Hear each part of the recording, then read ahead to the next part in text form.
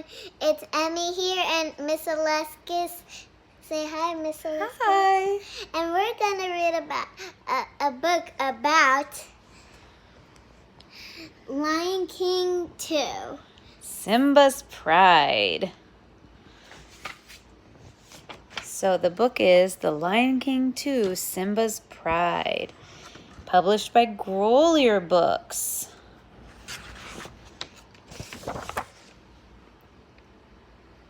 The animals of the Pride Lands gathered once again to pay their respects to the Lion King and his queen.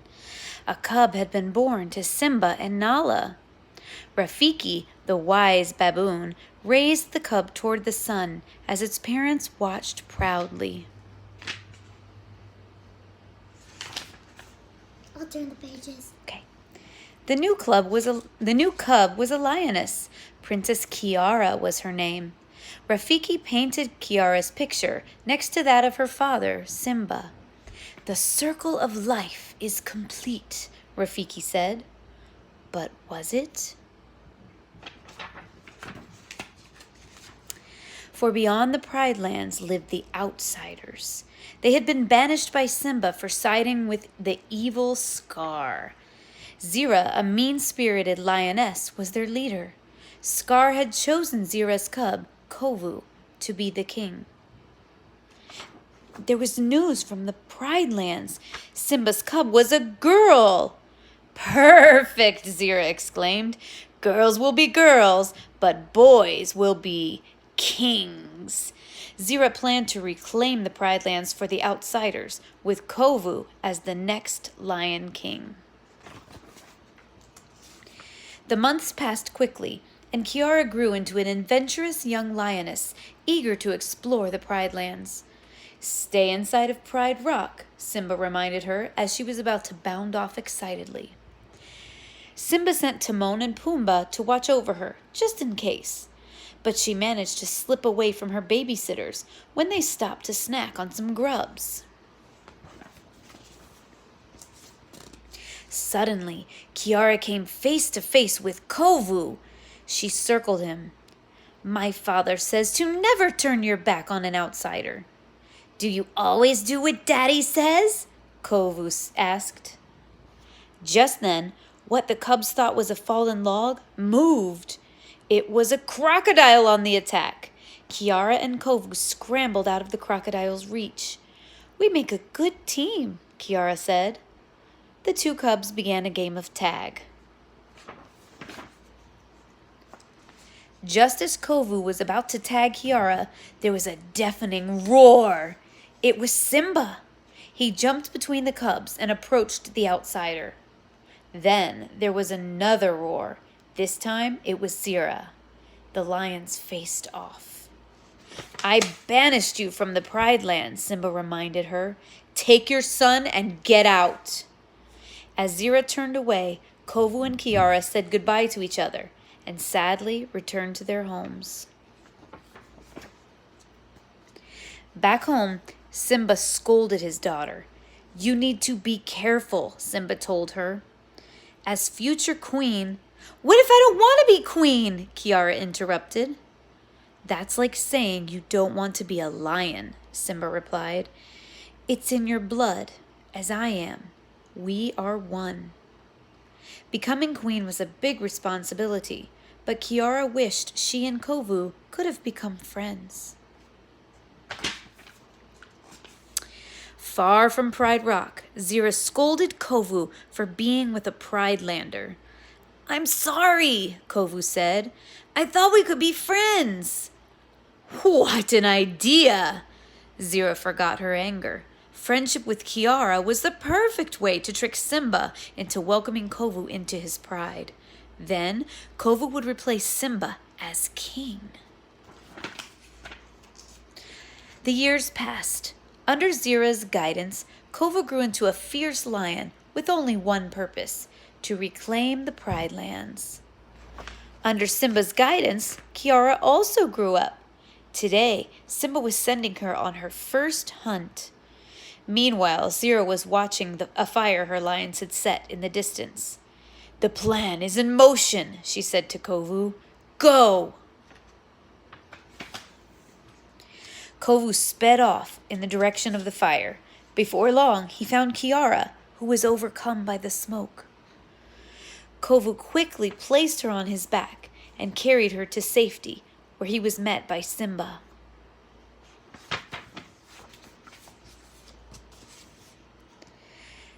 Kovu stepped forward. "I wish to join your pride," he said to the Lion King. "No, you are an outsider," was Simba's reply. But the others reminded him that Kovu had saved Kiara's life.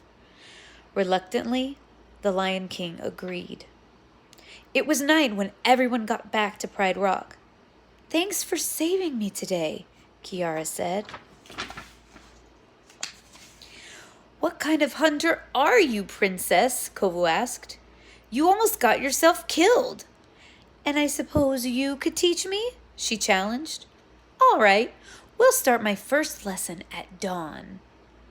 Zira's spies watched Kovu and Kiara begin to form a friendship. They would report that Zira's plan was working.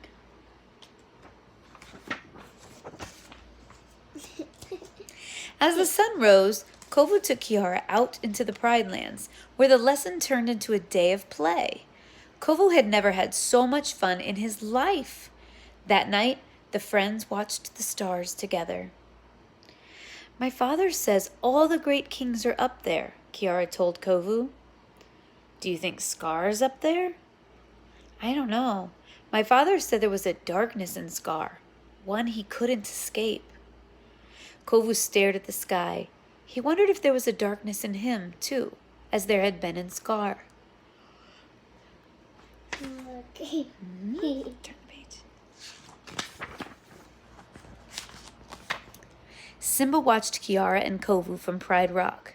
He was still unsure about the outsider and worried about the future of his pride. He, too, looked to the stars and to his father for guidance. Nala approached him. "Simba, you want so much to walk the path expected of you," she said. "Remember, Kovu does not." Nala was right. Kovu was questioning the path Zira had planned for him. Was it evil to follow Zira's teachings? To be like Scar?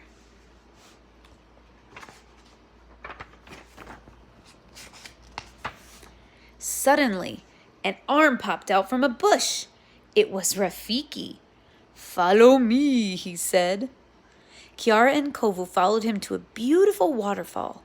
There, the wise baboon taught the young lions about Upendi, a special place in the heart that Kiara and Kovu now shared. Early the next morning, Simba approached Kovu for a lion-to-lion talk. "Scar couldn't let go of his hate," Simba told the young lion. "But sometimes what's left behind can grow better than the generation before." Kovu understood. Simba was giving him a chance to prove himself.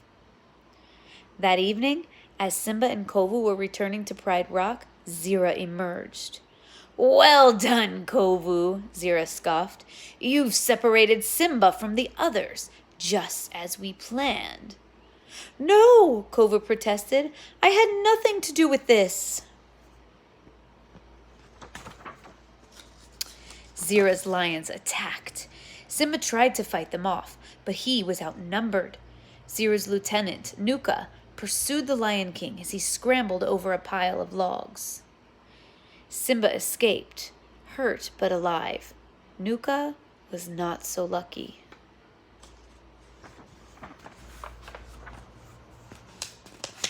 After the battle, Simba banished Kovu from the Pride Lands. "Kovu didn't do it," Kiara pleaded, but her father wasn't willing to listen. Kiara ran after Kovu and found him by a pool of water. They sat together and watched their reflections. As their images merged, they began to fall in love. "We are one," Kovu said. Kiara agreed. "Our place is with our prides. We will unite them again." Kiara and Kovu found their two prides facing off. "This has to stop," Kiara said to the lions. "We are all part of the circle of life. We are one." An outsider stepped forward. Kiara is right, she said to Zira. Slowly, the other outsiders joined the Pridelanders. Only Zira refused the offer of peace. She lunged viciously at Kiara, but missed her target and tumbled over a ridge. Kiara reached down to her, but Zira couldn't reach her paw. The evil lioness fell into the ravine and was never seen again. Soon, Kiara and Kovu were sitting proudly at the side of Simba and Nala as Rafiki blessed their union. All the lions looked on with pleasure. Simba's pride had finally been reunited. The end. Thank you, everybody, for watching. Bye, you guys. Have a great day.